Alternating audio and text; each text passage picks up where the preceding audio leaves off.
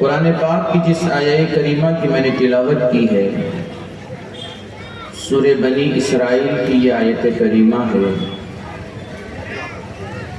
اللہ فرماتا ہے وَقَضَىٰ رَبُّكَ أَلَّا تَعْبُدُوا إِلَّا إِيَّاهُ،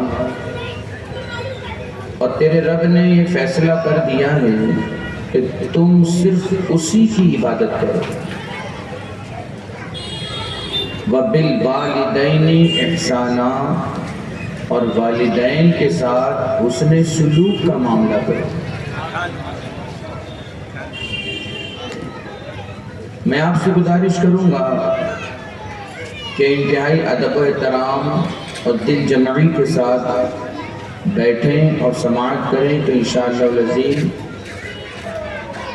یہ باتیں آپ کے دل میں اترتے ہوئے نظر آئیں گی۔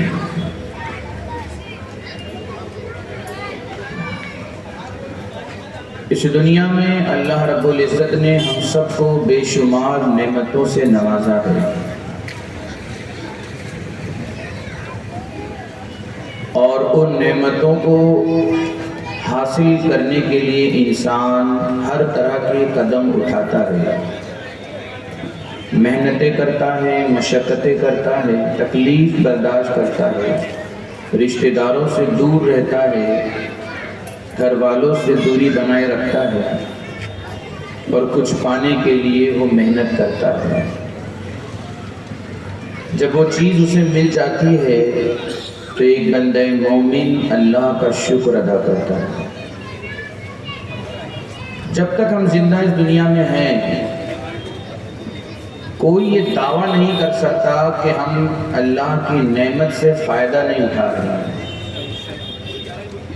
ہر انسان جو اللہ کو مانتا ہے وہ بھی اللہ ہی کا دیا ہوا کھاتا ہے، جو نہیں مانتا وہ بھی اللہ کا ہی دیا ہوا کھاتا ہے۔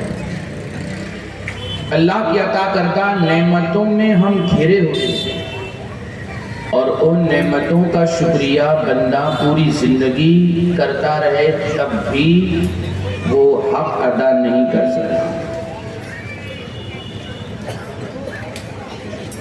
اللہ رب العزت نے ہم محدود انسانوں کو لامحدود نعمتیں عطا فرمائی۔ مختصر سی زندگی رکھنے والا انسان بے شمار نعمتوں سے فائدہ اٹھاتا ہے، اور اللہ نے اپنی ہی نعمت کے بارے میں قرآن پاک میں فرمایا وَإِن تَعُدُّوا نِعْمَتَ اللَّهِ لَا تُحْصُوهَا، کہ اگر تم اللہ کی نعمت کا شکریہ ادا کرنا چاہو یا اسے شمار کرنا چاہو تو تم اسے گن نہیں سکتے، شمار نہیں کر سکتے۔ اس کا مطلب یہ نہیں کہ پھر ہم شکریہ ادا نہ کریں، نہیں، ہمیں شکریہ ادا کرنے کا حکم دیا ہے۔ دوسرے مقام پر اللہ فرماتا ہے لَإِن شَكَرْتُمْ لَأَزِيدَنَّكُمْ، اگر تم میرا شکر ادا کرو گے تو میں تمہیں اور دوں گا، میری نعمتوں میں مزید اضافہ ہوگا اور تمہیں مل جائیں گی۔ اس پوری دنیا میں اتنی نعمتیں ہیں کہ ہم اسے شمار نہیں کر سکتے۔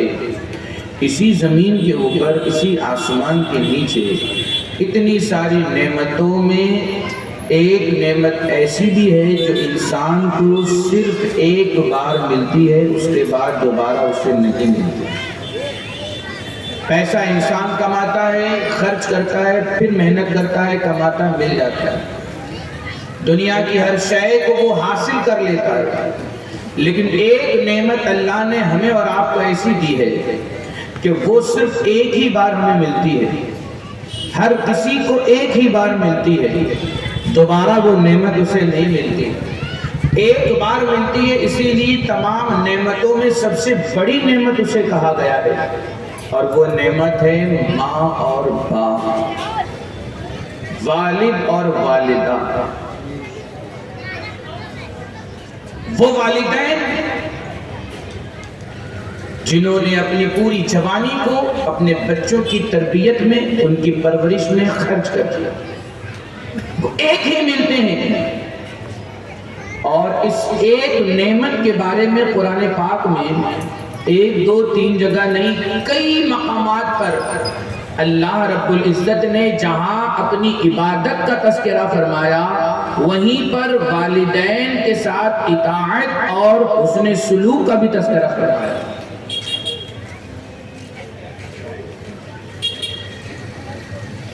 جس طرح بندہ زندگی بھر اللہ کی عبادت کرتا رہے وہ حق عبادت ادا نہیں کر سکتا، اسی طرح سے اگر زندگی بھر اولاد اپنے والدین کی خدمت کرتی رہے تب بھی اس خدمت کا وہ حق ادا نہیں کر سکتے۔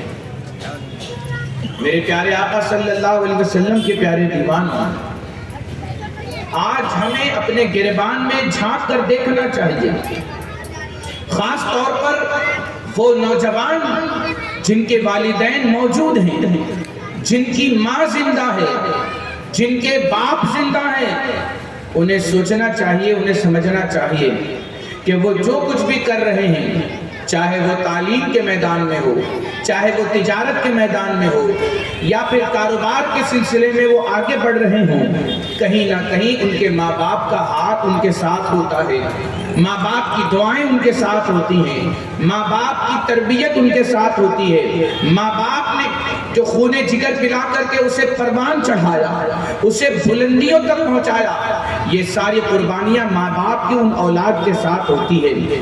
ماں کیا ہوتی ہے، باپ کیا ہوتا ہے، اگر آپ کو یہ سمجھنا ہو تو ان یتیم بچوں سے جا کے پوچھو جنہوں نے آنکھ کھولا لیکن نہ ماں کو دیکھ سکے، نہ انہوں نے باپ کا دیدار کیا۔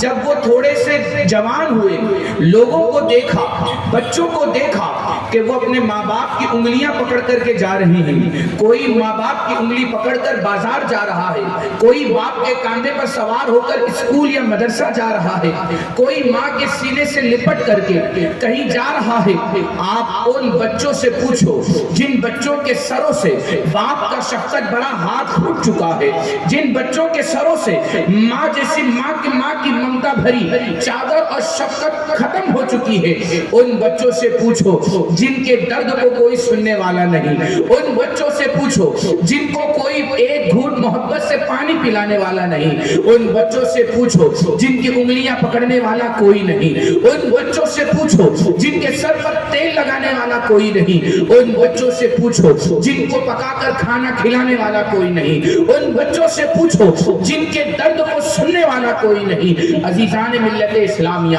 آپ اندازہ کریں ان یتیم بچوں سے آپ پوچھو کہ باپ کی اہمیت کیا ہوتی ہے، ماں کی اہمیت کیا ہوتی ہے۔ ضرور وہ بچے جو ماں باپ کے سائے سے دور ہو جاتے ہیں اور جن کے سروں سے ماں باپ کا سایہ بچپن ہی میں اٹھ جاتا ہے، وہ جب ماں باپ کو کسی کے دیکھتے ہوں گے تو ان کے آنکھوں میں آنسو بھر جاتا ہوگا، ان کا دل اندر سے نرم ہو جاتا ہوگا، وہ اپنے جذبات کو کھو دیتے ہوں گے، شاید وہ اپنے ماں کو یاد کر رہے ہوں گے، شاید وہ اپنے والد کو یاد کر رہے ہوں۔ اے نوجوانوں، سنی دعوت اسلامی آپ کو برسوں سے یہی سکھا رہی ہے کہ اے مسلمان، تیرے پاس اللہ نے تجھے ایک دل دیا ہے، اس دل کے 2 حصے کر دے، ایک دل پر اللہ اس کے رسول کی محبت کا نقش بٹھا دے اور دل کے دوسرے حصے پر ماں باپ کی محبت کا نقش بٹھا دے۔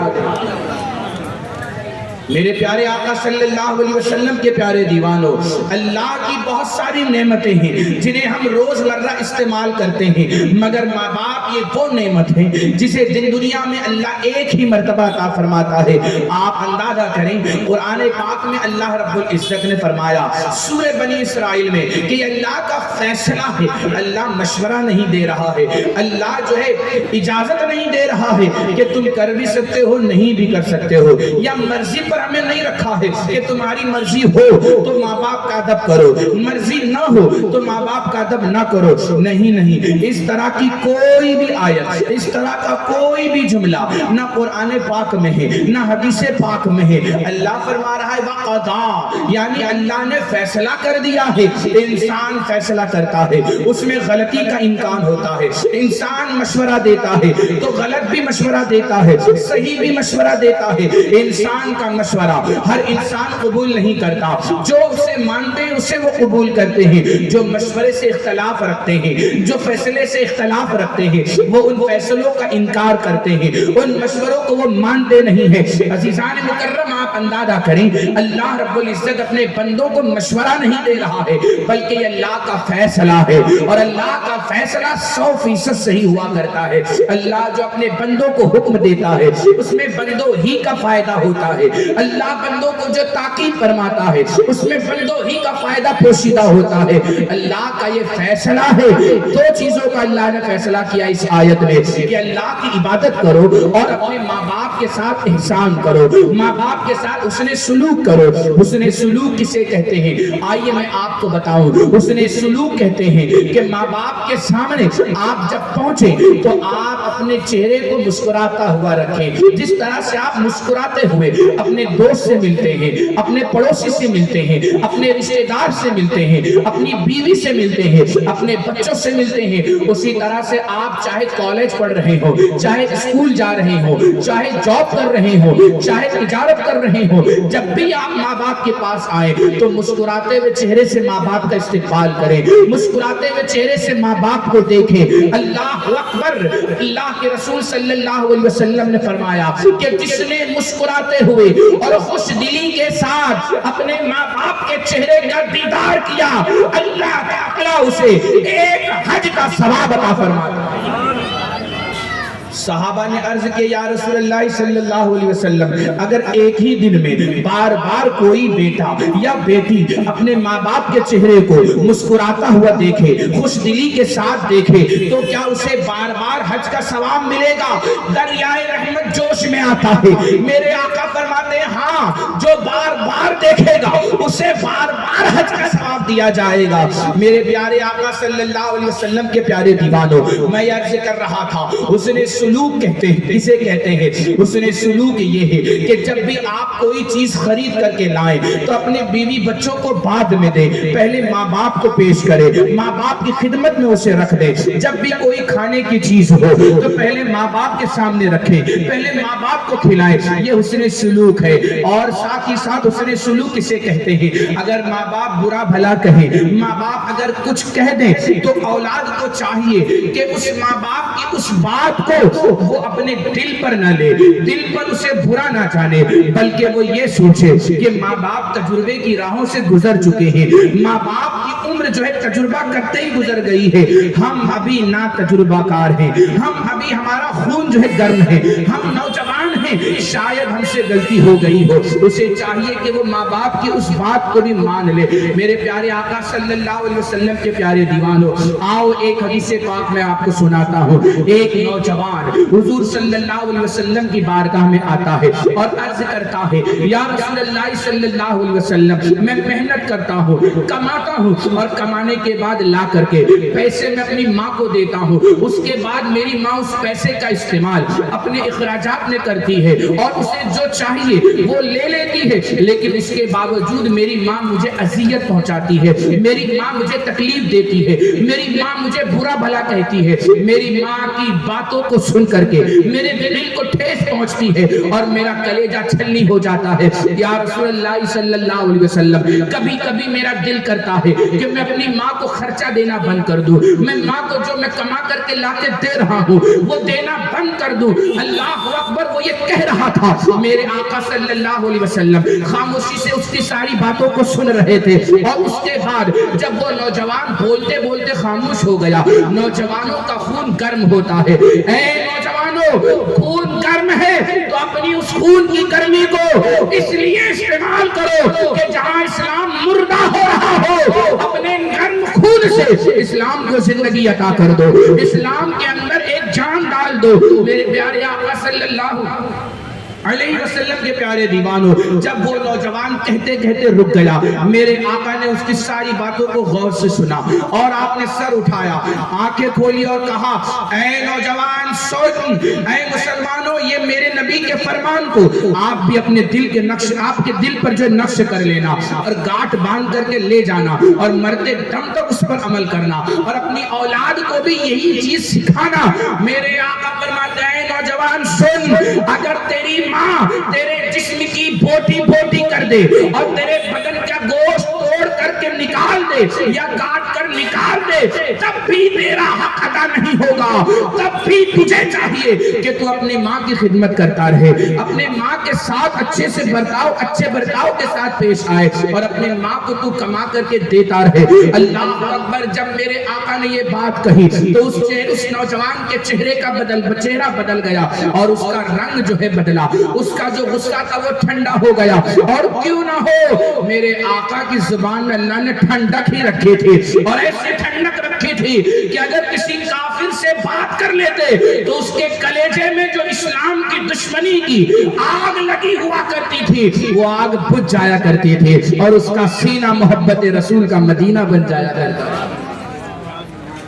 میرے پیارے آقا صلی اللہ علیہ وسلم کے پیارے دیوانوں، آپ نے اپنی گفتگو کو جاری رکھتے ہوئے اس نوجوان سے کہا، اے نوجوان، کیا تجھے نہیں معلوم الجنت تحت اقدام الامہات، جنت ماؤں کے قدموں تلے ہے۔ اے نوجوان سن، اگر تو اپنی جنت بنانا چاہتا ہے اور جنت میں جانا چاہتا ہے تو جا اپنی ماں کی خدمت کر، جا اپنی ماں کے ساتھ محبت سے پیش آ۔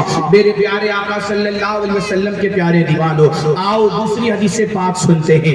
اللہ کے رسول صلی اللہ علیہ وسلم کی بارگاہ میں ایک شخص آتے ہیں اور کہتے ہیں، یا رسول اللہ صلی اللہ علیہ وسلم، میں جہاد پر جانا چاہتا ہوں، میں کفار سے لڑنا چاہتا ہوں۔ اللہ اکبر، میرے آقا نے اسے کہا، کیا تمہاری ماں زندہ ہے؟ کیا تمہارے والد زندہ ہیں؟ اس نے کہا، ہاں میری ماں بھی زندہ ہے، میرے والد بھی زندہ ہیں۔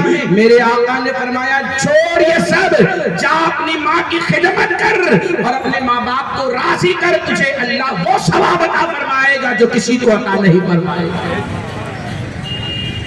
اے نوجوانوں،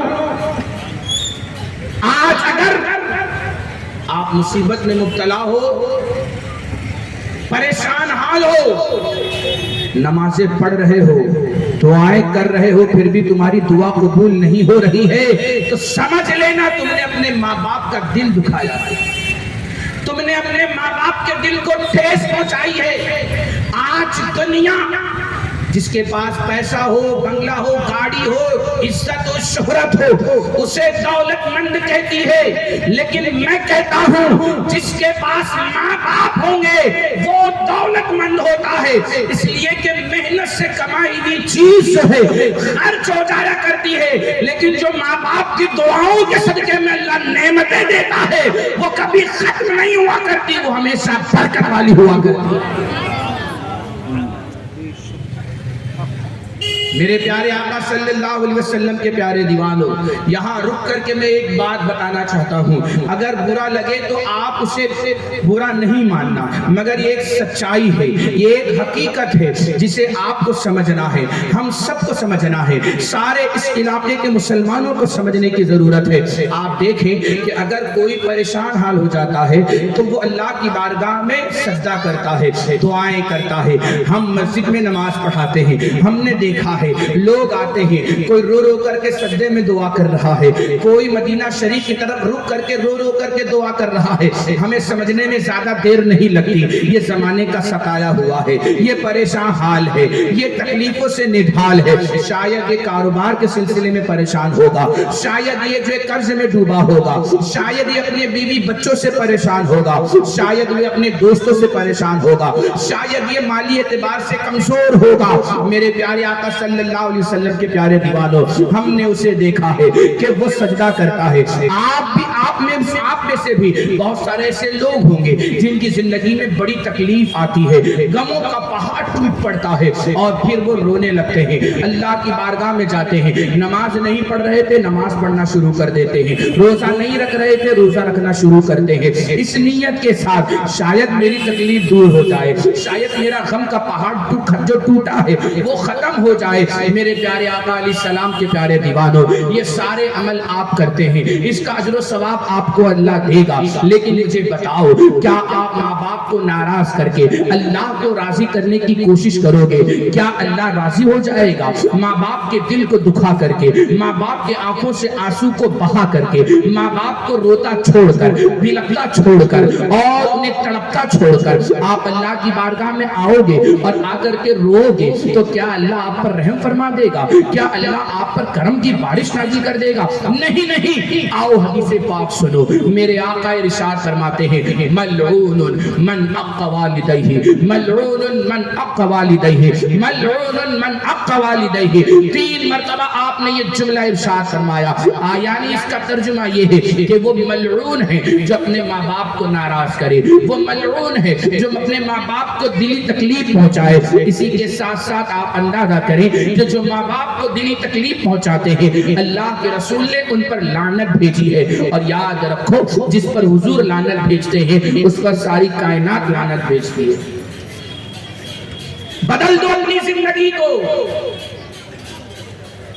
दोस्तों को राजी करने के लिए उसके दरवाजे पर पड़े रहते हो, और बुरा लगे तो मादरत चाहता हूं, इसके मजाजी में डूबने वाला नौजवान, नाजायज मोहब्बत में मुब्तला नौजवान, गुनाहों भरी जिंदगी और आवारगी वाला गुजारने वाला जिंदगी नौजवान, आज वो उसे राजी करने के लिए सोता नहीं है। जब जब भी आंख लगती है फौरन ख्याल आता है मोबाइल देखता होगा कि क्या मैसेज आया मेरी महबूबा का, क्या मैसेज आया मैं जिससे मोहब्बत करता हूँ, वो उसे ठुकरा देती है। जब सारे ठुकरा देते हैं तो हमने देखा है, आपने भी देखा होगा, वो जाकर के या तो सुसाइड कर लेते हैं या तो उससे मार देते हैं या खुद मर जाते हैं। ये इश्क तुम्हें डुबा देगा। इश्क रसूल में आ जाओ। इश्क रसूल ये वो सरमाए हयात है कि जिसमें डूबने वाला इंसान मरता नहीं है बल्कि डूब के वो उभर जाता है, वो निखर जाता है, वो सुधर जाता है और बारगाह खुदा का कुर्ब हासिल कर लेता है। उन्हें वो राजी करने के लिए उनके चौखट पर पड़े रहते हैं। लेकिन मैं उनके लिए यही शेर कहूंगा, जो तेरे दर से यार फिरते हैं दर बदर यूं ही खार फिरते हैं। जो नबी के दर को छोड़ देता है किसी के भी दरवाजे पर जाए ना उसे चैन मिलता है, ना उसे सुकून मिलता है, ना उसकी जिंदगी में करार आता है, ना उसकी तबीयत में कोई इत्मीनान आता है। मेरे प्यारे आका अलैहिस्सलातु तस्लीम के प्यारे दीवानों, अपने माँ बाप को राजी कर लो, अपने माँ बाप को मना लो। अब भी वक्त है ताकि मरने के बाद तुम्हारी माँ बाप ये ना कहे कि मर गया अच्छा हुआ, चला गया अच्छा हुआ, बहुत सता करके रखा था, नशे में डूब करके पूरा मोहल्ला सर पे उठा करके रखा था, अच्छा हुआ चला गया, बदनामी से हमने नजात हासिल कर ली। लोग गालियां दिया करते थे, अब लोग इसकी वजह से गाली नहीं देंगे। लोग बुरा भला कहा करते थे, अब इसकी वजह से लोग बुरा भला नहीं कहेंगे। ऐ मुसलमानों, ऐसे काम करके जाओ कि जब तुम कब्र के अंदर लेटे रहो तो उसके बाद भी मखलूक खुदा तुम्हारी कब्र पर आए, तुम्हारे लिए मगफिरत की दुआ करे, अपने घरों में तुम्हारे लिए मगफिरत की दुआ करे। मेरे प्यारे आका सल्लल्लाहु अलैहि वसल्लम के प्यारे दीवानों, आज अगर दोस्त नाराज हो जाए तो उसे मनाने के लिए हफ्तों गुजर जाते हैं। महबूबा नाराज हो जाए तो पूरी जिंदगी उसे मनाने के लिए लोग खपा देते हैं। बीवी नाराज हो जाए तो पूरी जिंदगी का सुकून गायब कर देते हैं। लेकिन अपने दिल पर हाथ रखे, ठंडे दिमाग से जरा सोचो, अपने दिल ही से पूछो, क्या कभी आपने इस तरह का कदम अपने माँ बाप को राजी करने के लिए उठाया? माँ बाप के चेहरे पर मुस्कुराहट आ जाए, माँ बाप का गम दूर हो जाए, माँ बाप का दिल हल्का हो जाए, क्या आपने ऐसा कोई कदम उठाया? मैं अर्ज करना चाहता हूँ, ऐ मुसलमानों, आज हमने देखा है कि लोग बाबाओं के पास जाते हैं, कोई तावीज़ें लेता है, कोई पानी पे दम कराता है और कहता है बड़ी मुसीबत में हो,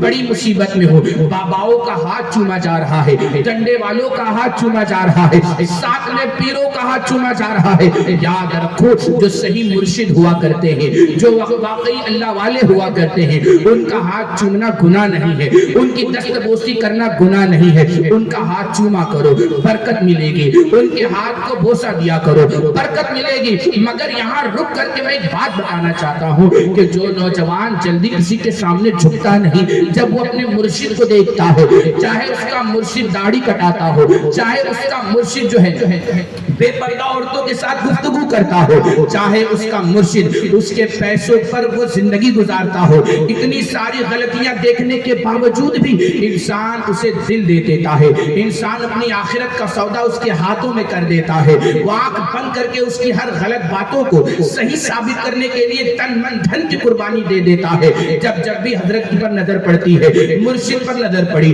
پیر صاحب جسے بنایا سر پر اٹھایا، گلی گلی پھرایا، جگہ جگہ پر پروگرام کروائے، جگہ جگہ پر تعویذات کی محفلیں قائم کرائیں، ہزاروں لاکھوں روپے جمع کر کے دیے، اس پیر صاحب کو دیکھنے کے لیے وہ 1000 روپیہ نذرانہ دیتا ہے، پھر جا کر کے اس کا دیدار اسے ملتا ہے، کوئی باباؤں کے پاس جاتا ہے، اس کا ہاتھ پیر چومتا ہے، تب جا کر کے اس کی دعا ملتی ہے۔ مگر بتاؤ اے مسلمانوں، کیا کسی بابا کا ہاتھ چومنے کا حکم حدیث پاک میں آیا ہے؟ گلی محلے میں گھومنے والے، اسلامی لباس پہن کر لوگوں کی دولت پر نظر رکھنے والے ڈپلیکیٹ جعلی بابا، جس کے پیچھے ہمارا نوجوان بھاگا بھاگا پھرتا ہے، اس کے ہاتھ چومنے کا تذکرہ کیا میرے نبی نے دیا ہے؟ لیکن چومنا درست ہے اگر وہ اچھا ہو، صحیح ہو تو چوم سکتے ہیں، اور جو یہاں وہاں گھومتے ان کا تو چومنا بھی نہیں چاہیے، کیونکہ آپ ہی جیسے لوگ ہوتے ہیں جو انہیں سر پر اٹھاتے ہیں۔ تو میں عرض کر رہا ہوں کہ حدیث پاک میں آیا، اے مسلمان، حدیث پاک میں کس کے ہاتھ کو بوسہ دینے کا حکم آیا ہے؟ حدیث پاک میں کس کو کہا گیا ہے کہ اس کے قدموں تلے جنت ہے؟ باباؤں کے یہاں جنت نہیں ملے گی، آ جاؤ اپنی ماں کی قدموں میں، کیونکہ میرے نبی بھی جنت کے مالک ہیں، اور میرے نبی نے جنت کو ماں کے قدموں تلے رکھ دیا۔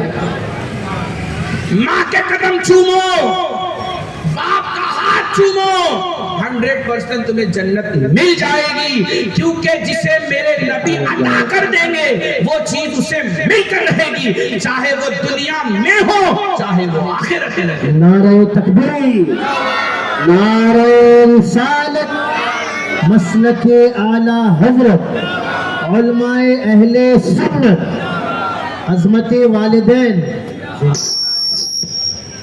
جنت تمہیں گلیوں میں تقسیم کرنے والے یہ تمہیں جنت کی طرف نہیں لے جائیں گے، جہنم کی طرف لے جائیں گے۔ جنت گلیوں میں نہیں ملا کرتی، جنت دو ہی جگہ ملتی ہے، یا تو نبی کے شہر میں ملے گی یا تو ماں کے قدموں تلے ملے گی۔ ماں کو راضی کرو۔ نشے میں دھت اپنی تنخواہ اپنی سیلری اڑانے والا نوجوان جو شراب اور نشے کے اڈے میں بیٹھ کر اپنی محنت کی کمائی کو اڑا دیتا ہے، وہ ماں جسے گھر کے بہت سارے اخراجات پورے کرنے ہوتے ہیں، وہ تاریخیں گن رہی ہوتی ہیں کہ کب مہینہ مکمل ہو، میرے بیٹے کو سیلری ملے، میرے شوہر کو سیلری ملے، وہ لا کر کے دے تاکہ گھر کے اخراجات پورے ہوں۔ گھر کا راشن ختم ہو گیا ہے تو بھرا لے، کسی سے کچھ قرض لیا تھا تو اسے ادا کر دے۔ لیکن جب مہینہ مکمل ہو جاتا ہے، ماں جو انتظار میں ہوتی ہے، جب بیٹا کام کر کے آیا، ماں سوچتی ہے، مسکرا کے پوچھتی ہے، بیٹا تنخواہ ملی ہے؟ تم نے تو کہا تھا کہ آج مل جائے گی، تنخواہ ملی ذرا دے دو، فلاں فلاں کا بقایا ہے دینا ہے، فلاں فلاں سے لیا تھا اسے دینا ہے، راشن ختم ہو گیا اسے بھرنا ہے۔ آپ اندازہ کرو اگر اس وقت نوجوان جس کی ماں اس کے سامنے کھڑی ہو اور اس سے پیسے کا مطالبہ کر رہی ہو اور وہ کہہ دے کہ میں نے جو کمایا تھا میں نے خرچ کر دیا، اپنے دوستوں پر اڑا دیا، نشے میں اڑا دیا، چرس گانجے میں اڑا دیا، شراب پی کر اڑا دیا، جوئے کے اڈے میں جا کر کے میں نے جوا کھیل دیا، کیرم کے اڈے پر جا کے میں نے کیرم میں سارے پیسے برباد کر دیے، سارے پیسوں کو پھونک دیا۔ جب آپ یہ جملہ اس ماں سے کہو گے جو ماں کے سامنے کھڑی ہے، اندازہ کرو وہ ماں کا ہنستا چہرہ کیسے مرجھا جائے گا، وہ ماں کتنی جو ہے اندر سے رونے لگے گی، وہ ماں سوچنے لگے گی کہ میں اپنے گھر کا خرچہ کیسے برداشت کروں، میں اپنے گھر کے اخراجات کیسے نکالوں، میرا بیٹا ناکارہ نکلا، میرا دوسرا بیٹا بھی ناکارہ نکلا۔ اس ماں کا سہارا سوائے خدا کے کوئی نہیں ہے، اس ماں کا سہارا سوائے دعا کے کوئی نہیں، اس ماں کا سہارا صرف اللہ کو یاد کرنے کے سوا کوئی نہیں۔ اے مسلمانوں، اپنی ماں کو راضی کر لو، اگر تم جنت میں جانا چاہتے ہو اپنے باپ کو راضی کر لو، اس لیے کہ میرے نبی نے فرمایا کہ باپ جنت کے دروازوں میں سے بیچ کا دروازہ ہے۔ بیچ کا دروازہ یہ باپ ہے، اور جنت ماں کے قدموں تلے۔ اللہ کے رسول فرماتے ہیں رضا الرب فی رضا الوالد وسخط الرب فی سخط الوالد۔ ماں باپ کی رضا میں اللہ کی رضا پوشیدہ ہے، اور ماں باپ کی ناراضگی میں اللہ کی ناراضگی پوشیدہ ہے۔ بات صاف سمجھ میں آ گئی؟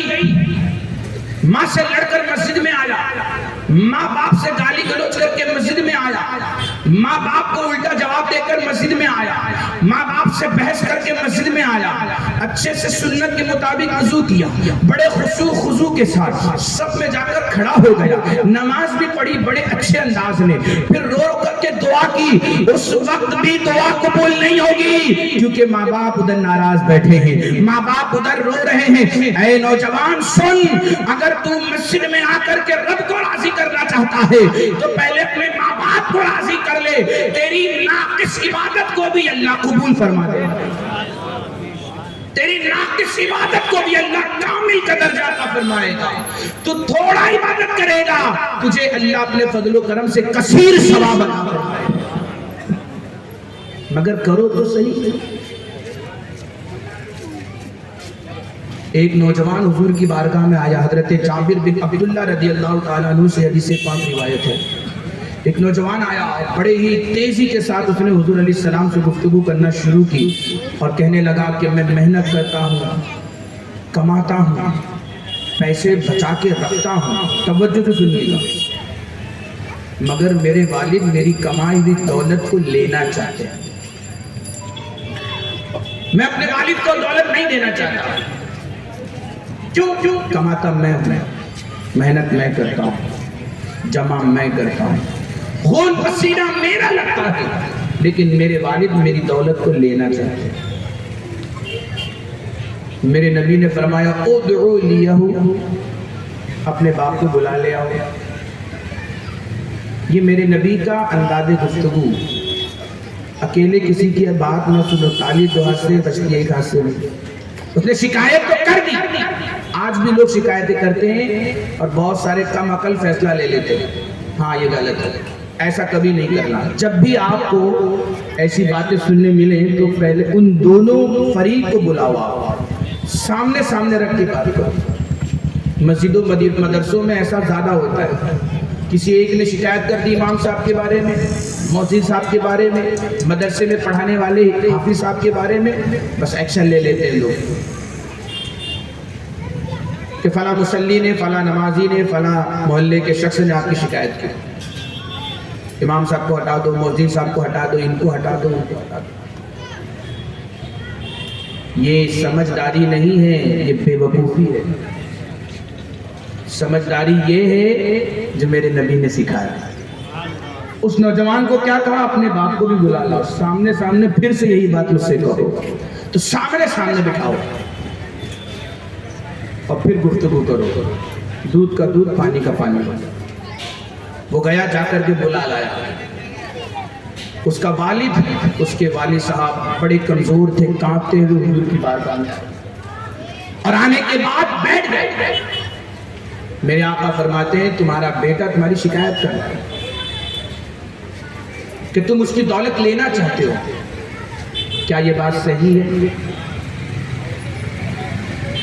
اس کے والد نے کہا ہاں یہ بات صحیح ہے کہ میں اس کی دولت لینا چاہتا ہوں، لیکن اس سے پوچھئے یا رسول اللہ صلی اللہ علیہ وسلم کہ میں اس کی کمائی ہوئی دولت کو لے کر کیا میں اپنے بھائیوں میں بانٹ دیتا ہوں، کیا میں اپنی بہنوں میں بانٹ دیتا ہوں، کیا میں اپنے رشتہ داروں کو بانٹ دیتا ہوں، بلکہ میں اپنے اور اپنے گھر کی ضروریات ہی پر اس کی محنت کی کمائی ہوئی دولت کو خرچ کرتا ہوں۔ اس سے پوچھئے۔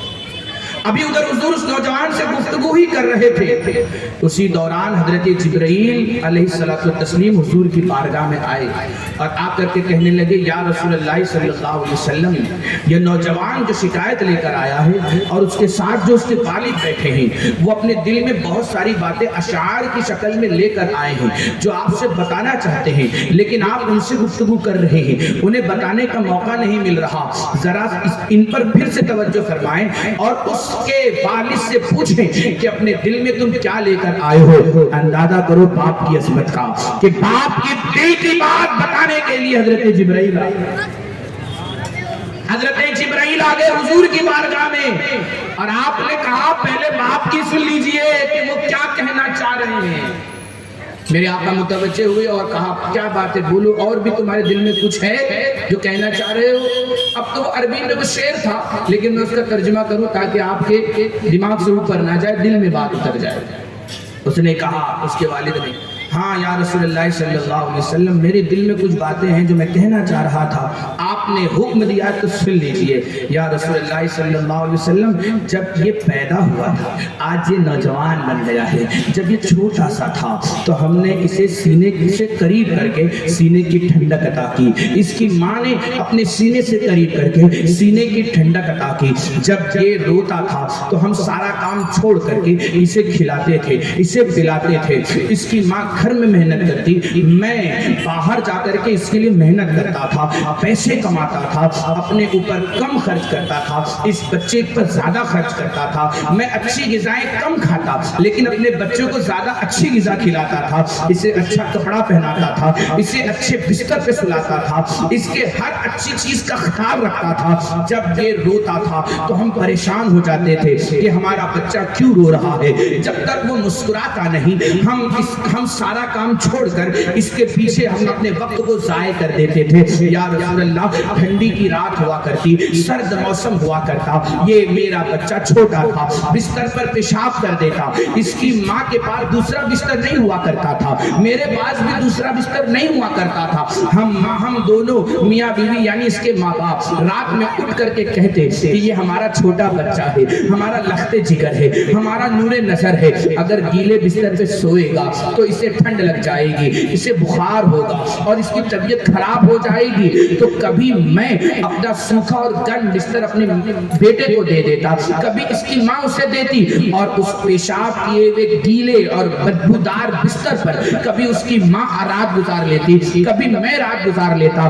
ہم ٹھنڈ میں رات گزارتے، لیکن اپنے بیٹے کی نیند خراب ہو ہم ذرہ برابر بھی یہ کوشش نہیں کرتے تھے. یا رسول اللہ، جب یہ بول نہیں پاتا تھا تو ہم نے اسے بولنا سکھایا. یا رسول اللہ، جب یہ چل نہیں پاتا تھا ہم نے اسے چلنا سکھایا. یا رسول اللہ، ہم نے اسے دماغ دیا، ہم نے اچھے برے کی تمیز سکھائی، ہم نے اسے ہنر سکھایا، ہم نے اسے پال پوس کر کے بڑا کیا، ہم نے اچھے ماحول میں اس کی تربیت کی، اچھے ماحول میں اس کی پرورش کی، اور اسے کھلا پلا کر کے اتنا تندرست اور اتنا عالیشان نوجوان بنا دیا. یا رسول اللہ، جب یہ شادی کے قابل ہو گیا تو ہم نے اس کا نکاح کرا دیا جہاں اس کی مرضی تھی. یا رسول اللہ، ہم نے یہ جو کاروبار کرنا چاہتا تھا ہم نے اس کاروبار میں بھی تعاون کیا. یا رسول اللہ، ہم نے ہر مشکل میں اس کا سہارا ہم نے ساتھ دیا، بچپن سے لے کر کے جوانی تک. یا رسول اللہ، یہ جوان ہو گیا، میں نے اپنی جوانی تو کھو دی. یا رسول اللہ، میں نے اپنے گود میں لے کر کے اسے گلی گلی گھوما، اپنے کاندھوں پر لے کر کے میں نے اسے گلی گلی کی سیر کرائی. یا رسول اللہ، دیکھیے آپ بتائیے، اتنا سب میں نے کیا، آج میں بوڑھا ہو چکا ہوں، میرے اعضاء جواب دے رہے ہیں، میرا بازو کمزور ہو رہا ہے اور میرے شانوں میں درد ہوتا ہے. یا رسول اللہ، آپ دیکھیے، اگر میں اس کا پیسہ لے لیتا ہوں تو کیا میں غلط کرتا ہوں؟ اللہ اکبر، وہ بوڑھا والد بولتے بولتے رونے لگا، اس کی آنکھوں سے آنسو جاری ہو گئے، میرے آقا کی آنکھوں سے بھی آنسو جاری ہو گئے. اللہ اکبر، میرے آقا نے سر کو اٹھایا اور اس نوجوان سے کہا، فَاذْهَبْ أَنْتَ وَمَالُكَ لِأَبِيكَ، اے نوجوان اٹھ. میرے آقا نے اس کا گریبان پکڑا اور اس کا جھنجھوڑا اور کہا، اٹھ جا، اپنے باپ کی شکایت دوبارہ نہ کرنا، تیرا مالک بھی تیرا باپ ہے، تیرے مال کا مالک بھی تیرا باپ ہے. اپنے مال پر ناز کرنے والوں سنو، اولاد کو میرے نبی نے باپ کی ملکیت قرار دیا، اولاد کی کمائی ہوئی دولت کو بھی میرے نبی نے باپ کی ملکیت قرار دیا. اسی حدیث پاک کی روشنی میں فقہاء کرام یہ مسئلہ بیان کرتے ہیں کہ اگر باپ بیٹے کے جیب سے پیسہ نکال لے، یا بیٹے کے بیگ سے پیسہ نکال لے، یا بیٹا کہیں پیسہ رکھا ہو یا دولت اکٹھی کر رکھی ہو اور بیٹے کی اجازت کے بغیر باپ اس پیسے کو لے کر کے استعمال کر لے، تو باپ گناہگار نہیں ہوگا، لیکن بیٹا باپ کی کمائی باپ کی اجازت کے بغیر لے لے تو وہ گنہگار ہو جائے گا، وہ گنہگار ہو جائے گا۔ اے نوجوانوں سنو، جو نوجوان صبح کو اپنے باپ کے جیب سے پیسے نکال کر اپنی عیاشیوں میں خرچ کرتے ہیں، انہیں سوچنا چاہیے کہ باپ کی اجازت کے بغیر تم نے پیسہ نکالا، یہ تمہارا عمل گناہ کا ہے، اس پر تمہیں جو ہے عذاب ملے گا، ثواب نہیں ملے گا۔ لیکن اگر باپ نے تمہاری کمائی ہوئی دولت کو تم سے پوچھے بغیر لے لیا تو وہ گناہگار نہیں ہوگا، بلکہ اس کا ثواب اللہ تمہیں خود عطا کرے گا۔ نہ بیٹی ماں سے پوچھے بغیر ماں کے پرس یا بیگ یا الماری سے پیسہ نکال سکتی ہے، نہ بیٹا باپ کے پیسے کو بغیر اجازت لے سکتا ہے، لیکن ماں باپ لینا چاہے تو لے سکتے ہیں۔ یہ حق، یہ رائٹ بھی میرے نبی نے عطا فرمایا، یہ میرے نبی نے عطا فرمایا۔ اور جو حق، جو رائٹ میرے نبی جسے دے دے، قیامت تک کوئی بھائی کا لال نہیں جو اسے چھین سکے یا ان کے حقوق کو سلب کر سکے۔ یہ ہے ماں باپ کا احترام۔ جنت تمہیں یہاں نہیں ملے گی، پھر سے کہتا ہوں، ماں باپ کو راضی کر لو، جنت تمہیں ضرور مل جائے گی، ضرور ملے گی تمہیں۔ اور ایک بات یاد رکھنا، جو ماں باپ کو ناراض کر کے زندگی گزارتا ہے، زندگی تو کٹ جائے گی لیکن پوری زندگی اسے سکون نہیں ملے گی، پوری زندگی اسے قرار نصیب نہیں ہوگا، بھٹکتا پھرتا رہے گا۔ اور یاد رکھو، جو ماں باپ کو ناراض کر کے زندگی گزارتے ہیں ان کی دولت سے برکت بھی اٹھ جاتی ہے، ان کی محنت کی کمائی سے برکت چھین لی جاتی ہے۔ جو ماں باپ کو ناراض کر کے، ماں باپ کا دل دکھا کر زندگی گزارتے ہیں۔ ابھی تھوڑے جوان ہوئے، شادی ہو گئی تو گھر الگ لینے کا دماغ میں پلان آتا ہے۔ اے نادان، ذرا تو سوچ، جب تو جوان ہو رہا تھا تو کیا تیرے ماں باپ نے بھی تجھے گھر سے الگ کر دیا تھا؟ جب تو 5 سال 10 سال اور 16 سال کا تھا، لڑکا تھا، صحیح اور غلط کی تمیز صحیح سے نہیں تھی، کیا ماں باپ نے تیرے لیے الگ مکان کا انتظام کیا؟ کیا ماں باپ نے یہ فیصلہ کیا کہ اپنے سے اسے الگ کر دے، اس کا کھانا الگ کر دے، اس کا سونا الگ کر دے، ان کا لباس الگ کر دے، ان کا بستر الگ کر دے، ان کا چولہا الگ کر دے؟ اے نوجوان، جب تو بیوی کی ڈور پکڑتا ہے تو پتہ نہیں تیرا دماغ کیسے بدل جاتا ہے کہ جو ماں باپ نے پوری زندگی تجھے سینے سے لگا کر رکھا، آج ماں باپ کو سہارے کی ضرورت ہے تو تو اپنی بیوی کے آنچل کا سہارا لے کر کے ماں باپ کے سہارے کو ٹکراتا ہے۔ میں کہنا چاہوں گا، بیوی سے بھی محبت کرو، ماں باپ سے بھی محبت کرو، لیکن اگر دل دینا ہے تو ماں باپ کو دل دو، کیونکہ بیوی ایک کے بعد دوسری مل سکتی ہے لیکن اس دنیا میں دوسرے ماں باپ نہیں مل سکتے، نہیں مل سکتے۔ سنی دعوت اسلامی یہی آپ کو سکھا رہی ہے، اور سنی دعوت اسلامی کا اجتماع اسی لیے منعقد ہوتا ہے آزاد میدان میں، تاکہ 1 سال سے جو لوگوں کا ذہن ہے گمراہیت میں، بدعقیدگیت میں یا یہاں وہاں پھر رہا ہے، ہمارا تجربہ ہے، ہم نے دیکھا ہے، جتنے بھٹکے ہوئے لوگ آزاد میدان میں آ گئے وہ راہ راست پر آ گئے، صراط مستقیم پر آ گئے، وہ نبی کا وفادار بھی ہو گیا اور اپنے ماں باپ کا وفادار بھی ہو گیا، وہ دونوں کا وفادار ہو گیا۔ اور آزاد میدان کے اجتماع کو آپ مس نہیں کریں گے، ساری مصروفیت، ساری ضرورت آپ ایک طرف رکھیں اور جمعہ کے دن اپنی گھر کی خواتین کو آزاد میدان میں ضرور بھیجیں، اور اتوار کے دن فجر کے بعد ہی نہا دھو کر کے آپ بھی پہنچ جائیں، تاکہ جو بیٹری کمزور کر دیا ہے شیطان نے عمل عقیدہ جو کمزور ہو چکا ہے، نبی سے رشتہ جو کمزور ہو چکا ہے، آزاد میدان میں جا کر وہاں کے علماء کے نورانی بیانات سن کر، امیر سنی دعوت اسلامی کے نورانی بیانات سن کر اس کمزور رشتے میں حرارت پیدا ہو اور وہ رشتہ مدینے والے آقا سے مضبوط ہو جائے، اللہ سے مضبوط ہو جائے، ماں باپ سے مضبوط ہو جائے، تاکہ جو فیض نبی کا مل رہا تھا وہ بھی ملے اور ماں باپ کی دعائیں بھی ملے، تاکہ دنیا اور آخرت دونوں کامیاب اور سمجھ جائے۔ تو آئیں گے نا آزاد میدان میں؟ کون کون آئے گا کہیے؟ سب لوگ آئیں گے۔ ایک بار آ کے دیکھیے، جو ہر سال جاتے ہیں وہ تو دیکھتے ہی ہیں، لیکن جو نہیں گئے میری گزارش ہے کہ آپ ایک بار آ کر دیکھیں۔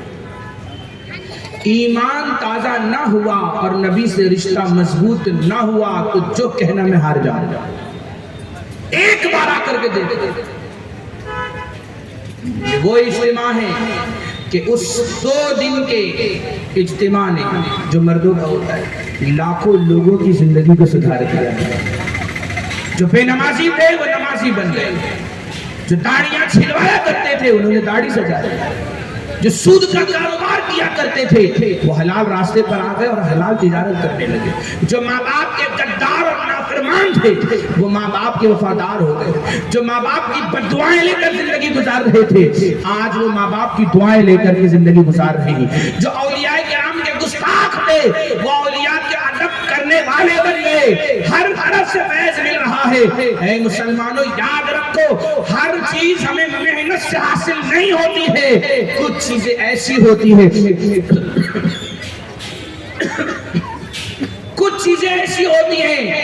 جو ہم محنت سے حاصل کرتے ہیں، لیکن کچھ چیزیں ایسی ہوتی ہیں جو اللہ اپنے فضل سے عطا فرماتا ہے، اور کچھ چیزیں ایسی ہوتی ہیں جو اللہ ماں باپ کی دعاؤں کے طفیل عطا کرتا ہے۔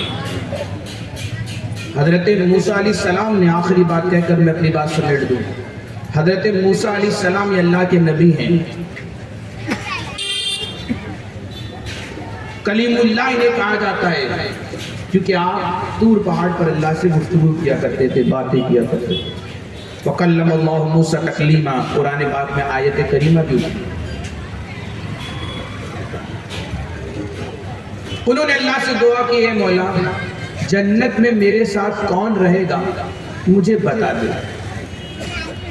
یہ کون دعا کر رہے ہیں؟ وہ نبی جو یقینی طور پر جنتی ہیں، جس میں کوئی شک نہیں، رائی کے دانے کے برابر بھی شک نہیں، مگر پھر بھی خواہش تو خواہش ہوتی ہے۔ انہوں نے دعا کی کہ مولا کون ہے میرے ساتھ جنت میں رہے گا مجھے تو بتا دے۔ اللہ نے فرمایا فلاں علاقے میں جاؤ، وہاں ایک کسائی ہے گوشت بیچنے والا، وہ تمہارے ساتھ جنت میں جائے گا، تمہارے ساتھ رہے گا۔ حضرت موسیٰ حیران ہو گئے، کسائی گوشت بیچنے والا میرے ساتھ جنت میں، کچھ نہ کچھ تو بات ہوگی، چلو دیکھتے۔ گئے آپ اس کو،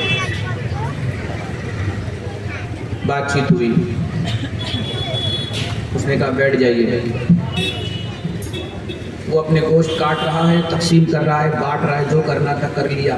حضرت موسیٰ علیہ السلام بیٹھے ہیں اور اپنی آنکھوں سے یہ سب منظر دیکھ رہے ہیں اور دل میں سوچ رہے ہیں کس عمل کی بنیاد پر یہ میرے ساتھ جنت میں جائے گا، میں وہی دیکھنا چاہتا ہوں۔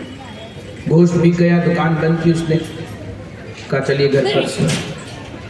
حضرت موسیٰ علیہ السلام کو اپنے گھر لے گیا۔ حضرت موسیٰ علیہ السلام کو گھر کے ایک کمرے میں بٹھا دیا اور کہا بیٹھیے یہیں پر۔ آپ بیٹھ گئے۔ اب وہ اندر گیا، آٹا گوندا، روٹی بنائی، کھانا بنایا، بہت دیر کر دی۔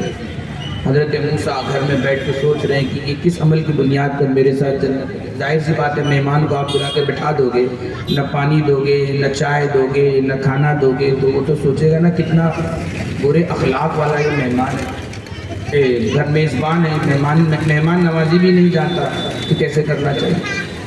آپ نے کچھ نہیں کہا، بیٹھے تھے آپ، بہت دیر تک وہ کھانا بنایا۔ کھانا بنانے کے بعد وہ کھانا نکالا اور خود کھایا۔ اور کھانے کے بعد وہ نگلا نہیں بلکہ وہ ایک دوسرے کمرے میں لے گیا کھانا. وہاں پر ایک بوڑھی عورت تھی. وہ منہ میں کھانا ڈال کر چباتا تھا اور پھر اس بوڑھی عورت کو کھلاتا تھا. توجہ سے سنیے. وہ بوڑھی عورت کے بدن میں جان نہیں تھی, کچھ کام نہیں کر سکتی تھی, ہاتھ پیر کمزور ہو چکے تھے, دانت بھی نہیں تھے کہ کھانا چبا سکے. بہت دیر کر دی اور پھر کھلایا. حضرت موسیٰ علیہ السلام دیکھ رہے, اور جب اس نے اپنی بوڑھی ماں کو اپنے منہ میں نوالا رکھ کے چبا کے پھر نکال کے کھلاتا رہا اور کھلانے کے بعد پانی پلایا, منہ صاف کیا, پھر اپنی ماں کو سلا دیا بستر پر. پھر اس کے بعد اس نے کھانا نکالا اور کھانا نکال کر حضرت موسیٰ علیہ السلام کے ساتھ بیٹھا اور کہا آئیے اب ہم کھانا کھاتے ہیں. کتنا لمبا پروسیس, کتنی دیر لگ گئی. آپ نے اس سے پوچھا اے نوجوان یہ کون ہے؟ اب اس کا مطلب یہ نہیں سمجھنا کہ موسیٰ علیہ السلام کو علم غیب نہیں تھا, معلوم نہیں تھا کہ کون ہے, کیونکہ اس طرح کے واقعات لوگ بتا کر کے کہتے دیکھو ان کو معلوم ہی نہیں تھا کہ وہ کون ہے, تو علم غیب کہاں سے؟ ایک بات یاد رکھو, علم غیب اللہ رب العزت ہر کسی کو ہر طرح کا علم غیب نہیں دیتا. کچھ علم غیب ایسے ہوتے ہیں جو فوراً عطا کر دیے جاتے ہیں, اور کچھ علم غیب ایسے ہوتے ہیں جنہیں بعد میں عطا کیے جاتے ہیں, لیکن عطا کیے جاتے ہیں کیونکہ اللہ دینے والا ہے. وہ جتنا چاہے جس نبی کو علم غیب عطا فرمائے. اللہ کا جو علم ہے وہ ذاتی, نبیوں کا جو علم ہے وہ عطائی علم ہے, اللہ نے عطا فرمایا, دیا. آپ نے پوچھا تو اس نے کہا یہ میری بوڑھی ماں ہے. کیا کہا اس نے؟ یہ میری بوڑھی ماں ہے جو چل بھی نہیں سکتی, ہاتھوں سے کام بھی نہیں کر سکتی, اور کھانا بھی نہیں بنا سکتی, اور کوئی میرے سوا اس بوڑھی ماں کا سہارا بھی نہیں ہے. اسی لیے میں سب کچھ کاروبار سے فارغ ہو کر میں کھانا بعد میں کھاتا ہوں, پہلے اپنی ماں کو کھلاتا ہوں. اللہ اکبر. جب اس نے یہ ساری باتیں کہیں تو حضرت موسیٰ نے کہا اب سمجھ میں آیا کہ تو میرے ساتھ جنت میں جائے گا, کسی اور عمل کی وجہ سے نہیں, ماں کے ساتھ اس نے سلوک کرنے کی بنیاد پر تو میرے ساتھ جنت میں جائے گا. اور اے نوجوان تو مبارک نوجوان ہے کہ اللہ نے مجھے بتایا کہ تو میرے ساتھ جنت میں جائے گا. تو اس نوجوان نے مسکرا کر کے کہا اے موسیٰ علیہ السلام میں آپ کو بتا دوں, میری ماں کو جب میں کھانا کھلا کر کے فارغ ہوتا تو میری ماں ہاتھ اٹھا کر کے دعا کرتی اے مولا میرے بیٹے کو تو جنت عطا کرنا تو موسیٰ علیہ السلام کے ساتھ جنت عطا کرنا, میرا بیٹا جائے تو موسیٰ کے ساتھ جنت میں جائے, جہاں موسیٰ ہو وہاں میرا بیٹا ہو. اللہ اکبر. حضرت موسیٰ کی آنکھوں میں آنسو آ گئے. ماں کی دعا دیکھو کیسے قبول ہوئی کہ بیٹے کو نبی کا ساتھی بھی بنا دیا اور نبی کی جنت بھی عطا کر دیا. دعا لو ماں باپ سے, راضی کرو, قدموں پہ گر جاؤ. جس طرح تم باباؤں کے قدموں پہ گر جاتے ہو پھر بھی کچھ نہیں ملتا, ماں کے قدموں میں آ جاؤ سب کچھ تمہیں مل جائے گا. اور ماں کو راضی کر کے نبی کے در پر آ جاؤ جہاں پر لوگوں کو بادشاہت ملا کرتی ہے, جہاں پر لوگوں کو ایسی خیرات ملتی ہے کہ وہ خیرات پوری دنیا پہ تقسیم کر دی جائے, تب بھی اس کا حق ادا نہیں ہوگا. ایک بانٹنے والے ماں باپ ہیں اور ایک بانٹنے والے ہمارے رسول ہیں. ماں باپ کی دعا بھی لامحدود ہوا کرتی ہے اور نبی جو عطا کرتے ہیں وہ عطا بھی لامحدود ہوا. تو ماں باپ کو راضی کرو. یہی اس دعوت اجتماع کا خلاصہ ہے. اور سنی دعوت اسلامی کے اجتماع میں جو آزاد میدان میں 16 تاریخ جو ابھی آ رہی ہے جمعہ کے دن 2 بجے سے لے کر رات کے 8 بجے تک یہ خواتین کے لیے مخصوص ہے. یعنی صرف اپنی ماں اور بہنوں کو بھیجیں اور بسیں بھی جائیں گی. یہاں پر ہمارے ساتھی مبلغین بیٹھے ہیں, ان سے آپ رابطہ کریں کہ بس کب جائے گی, کہاں سے جائے گی, کتنے بجے جائے گی, اور انشاءاللہ یہ فری آف کاسٹ ہے. آپ کی گھر کی خواتین کو عزت اور حفاظت کے ساتھ لے کے بھی جائیں گے اور لے کر کے بھی انشاءاللہ آئیں گے. کوئی چارج نہیں دینا ہے، صرف دین سیکھنا ہے، تھوڑا سا وقت دینا ہے، دوسروں کے لیے بھی اپنے جب خواتین وہاں جائیں گی نا اور کچھ سیکھ کر آئیں گی تو وہ بھی یہی کہیں گی یا رسول اللہ انہیں جانا انہیں مانا، نہ رکھا غیر سے کام، للہ الحمد میں دنیا سے مسلمان۔ اور پھر اتوار کے دن آپ جائیں، اگر بس کا انتظام ہے تو بس سے جائیں، اور بس کا انتظام نہیں ہے، جب بس میں جگہ نہیں ہے تو ٹرین سے جائیں، جن کے پاس پرسنل گاڑی ہو، فور ویلر ہو، بائک ہو، اس سے جائیں، لیکن ضرور جائیں تاکہ آپ بھی نبی کے سچے وفادار بنے، سچے عاشق بنے، سچے غلام مصطفیٰ بنے۔ اور پھر اگر آپ نے کچھ غلطی کی ہے تو ماں باپ کو پہلے راضی کریں، ماں باپ کا آپ نے دل دکھایا ہے تو آپ ماں باپ کو دل کو راضی کر لیں، پھر انشاءاللہ آزاد میدان کی دعا میں جب آمین کہو گے، یہاں آپ کے منہ سے آمین کے الفاظ نکلے گے، اس سے پہلے ہی اللہ آپ کی ہر دعا کو قبول فرمائے گا۔ کریں گے نا انشاءاللہ؟ سب لوگ اپنے ماں باپ کو راضی کریں گے، ماں باپ کو اف بھی نہ کریں۔ اللہ فرماتا ہے فَلَا تَقُلْ لَهُمَا أُفٍّ وَلَا تَنْهَرْهُمَا وَقُلْ لَهُمَا قَوْلًا كَرِيمًا، کہ اپنے ماں باپ کو اف بھی مت کہو۔ بحث کرنا، گالی دینا، آنکھ دکھانا، منہ چڑھانا، ناک چڑھانا، منہ گھمانا، اونچی آواز میں بات کرنا تو دور کی بات، رب نے اف کہنے پر بھی پابندی لگا دی۔ قرآن پاک کی یہ آیت ہے، اف کہنے پر وَلَا تَنْهَرْهُمَا، اور ان کو جھڑکنا بھی نہیں۔ جیسے کچھ لوگ اپنی ماں کو بولتے کیا تو بک بک کرتی رہتی، جب تک جب بولتی رہتی، جو منہ میں آیا پک دیتی۔ اے مسلمانوں ایسا مت کرو، ایسا مت کرو، کیونکہ ماں باپ کی دعا بھی آپ کو کامیاب بنائے گی، اور ماں باپ کی دل کی آہ جسے بددعا کہتے ہیں وہ برباد بھی کر دیتی ہے۔ اور پھر انسان ڈائریکٹ مرتا نہیں ماں باپ کی بددعا لے کر، قسطوں میں مرتا ہے، انسٹالمنٹ میں مرتا ہے، دھیرے دھیرے برباد ہوتا ہے۔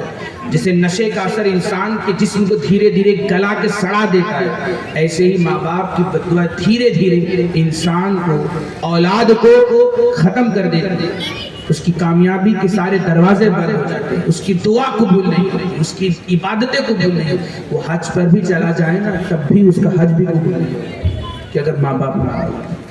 اللہ فرماتا ہے جھڑکنا بھی نہیں، وَقُلْ لَهُمَا قَوْلًا كَرِيمًا، اپنے ماں باپ سے نرم انداز میں گفتگو کرو، پیار سے۔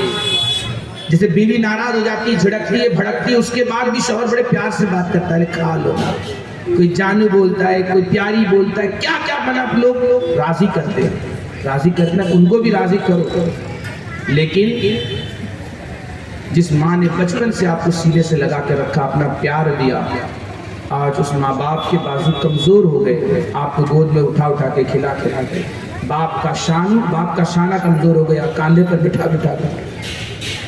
آج اس ماں باپ کے بدن کی طاقت کم ہو گئی، آپ نوجوان ہو، طاقت زیادہ ہے، کما رہے ہو، انکم ہے، پیسہ آ رہا ہو، آج ماں باپ کو تمہاری ضرورت ہے تو تم ماں باپ کی ضرورت بھی بنو، ماں باپ کی جان کا حصہ بھی بنو، ماں باپ کی زندگی کا بھی حصہ بنو، ماں باپ کو پلکوں پر بٹھاؤ، ماں باپ سے دعائیں لو۔